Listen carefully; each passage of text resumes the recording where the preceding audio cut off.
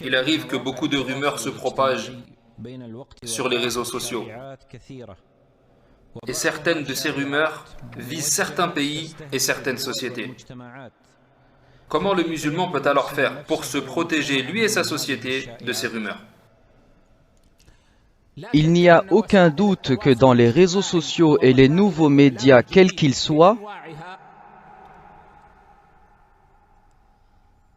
il y a un grand bien en eux, mais que le mal y est aussi très présent. Le musulman sage et intelligent doit alors profiter du bien qui y circule et qu'il participe à ce bien s'il en a les capacités. Il doit aussi repousser le mal qu'il y a dedans et le combattre s'il en a les capacités.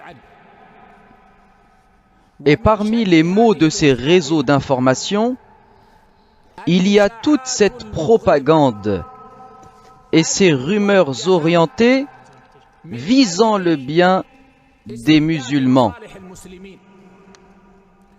Et ce qu'il y a de plus flagrant en cela, ce sont les rumeurs lancées sur les dirigeants des pays musulmans, soit en les liant à des choses dont ils sont innocents, ou bien en grossissant les faits s'ils ont bien eu lieu, ou alors en attribuant les mauvais jugements religieux à certains de leurs faits.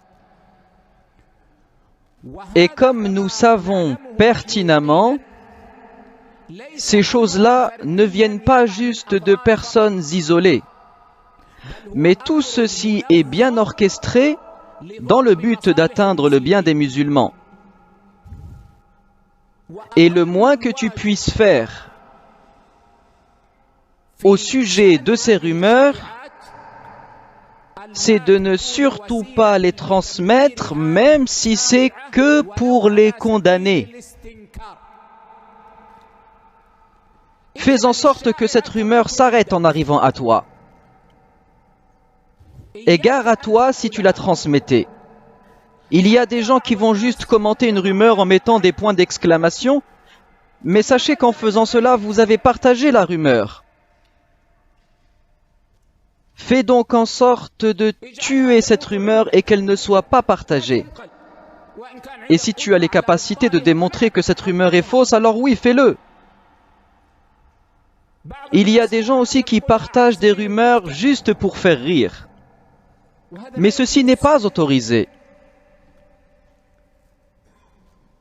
Donc le moins que tu puisses faire avec ces rumeurs, c'est de stopper leur circulation quand tu les reçois.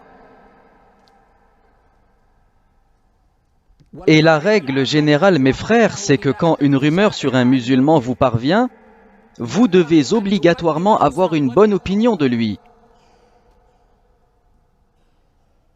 afin de balayer ces rumeurs.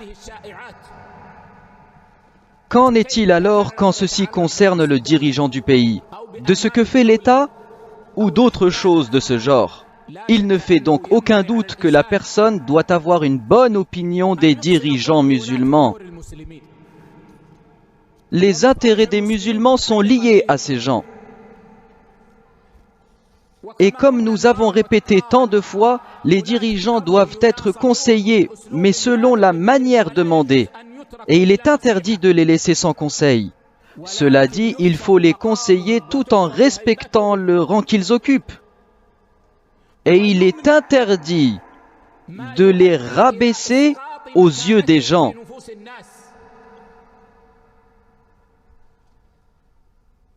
Et aujourd'hui, ces mauvaises personnes qui inventent ces rumeurs, elles y ajoutent des images et des vidéos.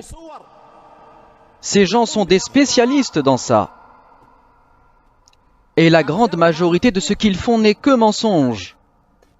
La personne doit donc faire attention. Et la moindre des choses, comme j'ai dit, c'est de ne pas continuer à propager la rumeur quand on la reçoit. Et si nous voulons faire plus, alors nous allons contacter la personne qui nous l'a envoyée en la conseillant et en lui disant qu'il n'est pas permis de propager ces rumeurs. Et si nous voulons faire encore plus, alors nous démontrerons que cette rumeur est fausse. Puisse Allah nous assister tous. Mes frères, les musulmans sont pris pour cible. Leurs pays sont visés et leurs dirigeants aussi. Nous ne disons pas que les dirigeants des pays musulmans ne font pas d'erreurs et qu'ils ne font pas de péché. Mais par Allah que ces dirigeants sont attaqués afin de s'en prendre finalement aux intérêts des musulmans.